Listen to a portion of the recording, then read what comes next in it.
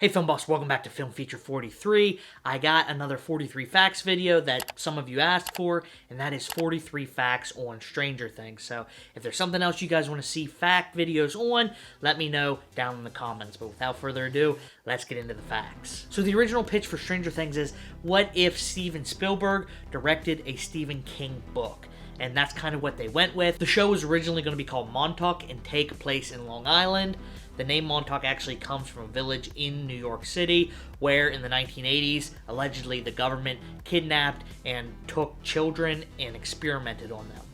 Sound familiar? They actually changed the location to Hawkins, Indiana because they found out that Long Island is a really hard place to film a TV show. 906 boys and 307 girls initially auditioned for the roles of the kids in the show, and they all auditioned with lines from either E.T. or Stand By Me. The Duffer Brothers liked Gaten Mazzarato so much as soon as they saw him that they cast him during his first audition. And Finn Wolfhard actually auditioned sick in bed. They wanted him, but he was actually cast in Stephen King's It that was coming out around the same time, but that production got pushed back, allowing Finn to do both Stranger Things and It. Winona Ryder actually sat through a 4-hour meeting with the Duffer Brothers to talk about the show and how much they wanted her on the show. But they didn't talk much about the show, they just endeared themselves to her, saying how awesome she was and how much they wanted her to join the show. Speaking of endearing, in Season 2, they actually had to endear themselves to Ivan Reitman, the creator of Ghostbusters, to allow them to use any Ghostbuster merchandise in the show. They talked about how much they love Ghostbusters, and by the end of the meeting, Ivan said it was okay. Steve Harrington was actually only supposed to be in the first season, and the Duffers described him as the biggest douchebag on the planet, but Joe Curry was so awesome in the role and so endearing as well that they decided to keep Steve on for subsequent seasons. David Harbour, who plays Hopper, actually insisted that his character had a hat to emulate Indiana Jones, and he also asked at one point throughout the series if he could run away from a boulder to kind of be an homage to Indiana Jones as well, and the Duffers has said that they're not exactly sure if he's joking or not. The name Jim Hopper actually comes from the movie Predator. It was one of Arnold Schwarzenegger's friends who was killed off screen, and later his dog tags were found. And our favorite character, the Upside Down, actually has a proper name.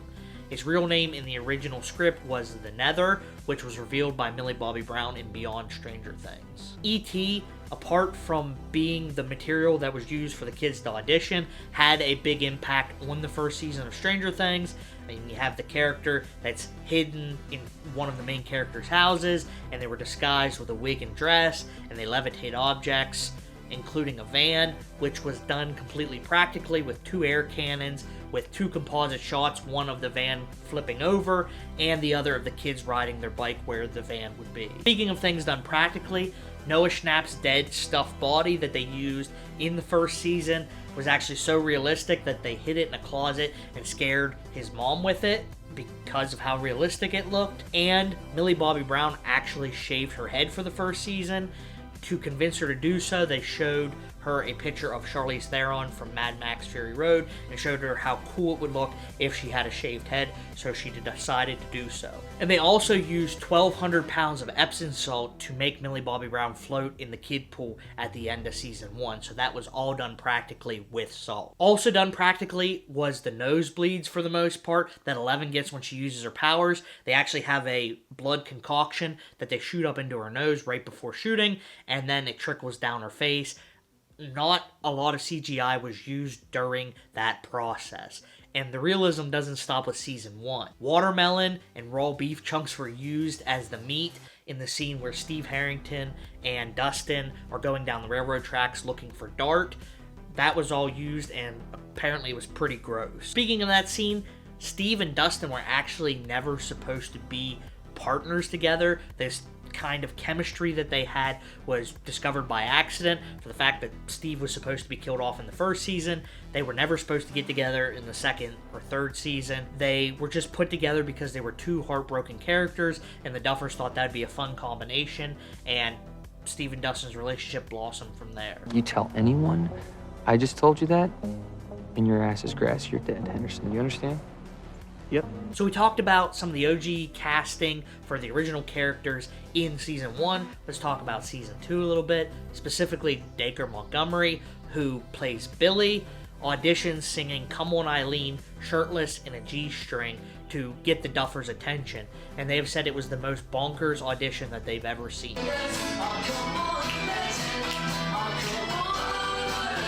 Sadie Sink, who plays Max, almost didn't get the role of Max because she was much taller than the boys, because girls mature faster than boys. But lucky for her, the boys actually went through a growth spurt between Season 1 and 2, matching her in size, so she was ultimately given the role. Sean Astin actually auditioned for the role of Murray Bauman, which didn't go to him. He got Bob the Brain instead, which thank goodness, because I can't see Sean Astin delivering this. Jonathan, how was the pullout? Sorry? The sofa. Bob the Brain was originally supposed to be killed off a lot sooner in Season 2, but Sean Astin was so likable that they decided to keep him around for later in the season. He was actually supposed to be killed off between episode 2 and 4 somewhere. And to make matters even sadder, in his earlier death, Will was supposed to kill Bob.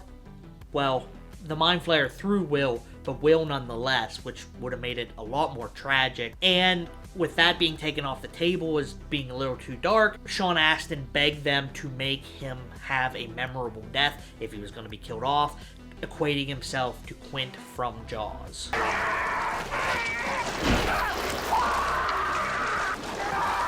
Speaking of sad deaths, the blue hair tie that we see tied to Hopper's wrist throughout Season 2 is actually his daughter Sarah's. We see that in Season 1 where we see her, and it can be seen being worn by Eleven in the snowball scene at the end of Season 2. Following the trend of characters who were supposed to be killed off a lot earlier than they were, Erica Sinclair was actually not supposed to be in any season past Season 1, but Priya Ferguson was so likable, much like Joe Curry and Sean Astin, that they decided to keep her around for subsequent seasons and expand her role. The Starcourt Mall was actually a location that was a real shopping mall in Duluth, Georgia, that was still functional and running while they were shooting in 2018. They just had a big curtain up so people couldn't get through, but they still had people poking their heads in during production. And kind of on a sad note, in 2017, a young woman was found dead in an abandoned subway in that mall before production ever started. On a less somber note,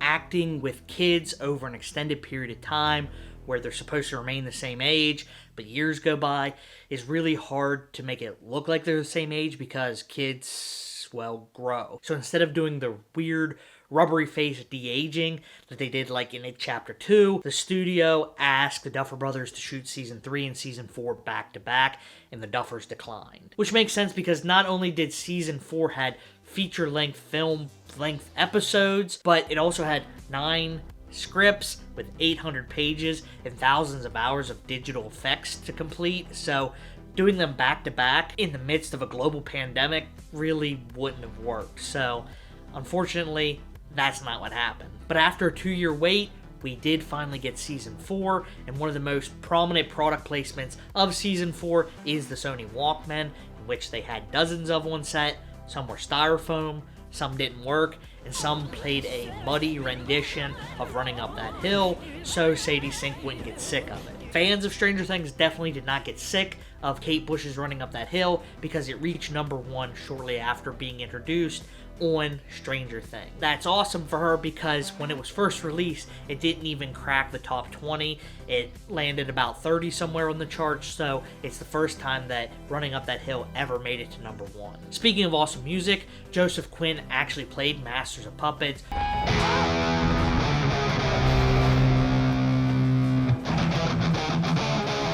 on the guitar on the top of the roof for that scene, and he also improvised Eddie's last word.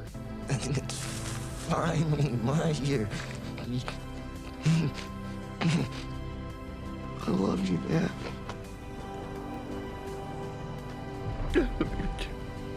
And like father, like daughter, David Harbour actually shaved his head for Season 4, but the only difference between him and Millie Bobby Brown, except for the fact that David Harbour's a grown man that doesn't look different with a shaved head is that David Harbour actually did his live on camera, which means that you can't really mess that up because there's no retakes. Once the hair is gone, it's gone. Also for season 4, we see that Eleven has a shaved head again, but thank goodness they did not make Millie Bobby Brown shave her head. They decided to use the makeup process and put a wig on her instead.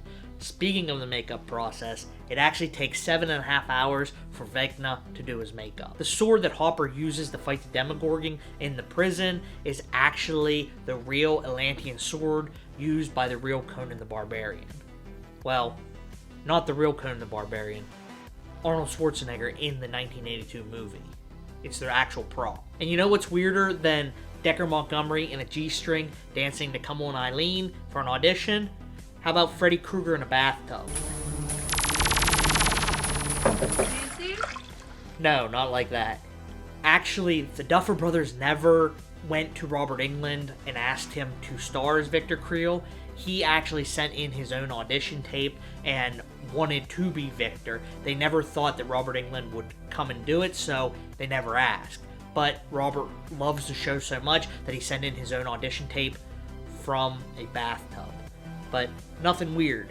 He's actually wearing clothes. Something else, you can actually call Murray Bowman in real life. Here's the number on the screen. I'll give you a second. Hi, you have reached the residence of Murray Bauman. Mom, if this is you, please hang up and call me between the hours of 5 and 6 p.m. as previously discussed, okay? And if this is Joyce, thank you for calling. I've been trying to reach you. I have an update. Okay, I think it's a good taste of that. And speaking of good taste, you can actually call Argyle as well at Surfer Boy Pizza. Can be found. And finally, let's wrap it up with some viewership numbers. The 4th season of Stranger Things was actually watched in its first month, 1.35 billion hours, making it the second most watched in a month original show on Netflix, the first of which being Squid Games with 1.65 billion hours. So you can say that it did fairly well. But that's all the facts I have for Stranger Things Season 1 through 4. I'll do my reviews and theories on Season 5 when we get closer to that time. So if you're not subscribed, go ahead and subscribe. It's free. And as always, thanks for watching, and I'll see you in the next one.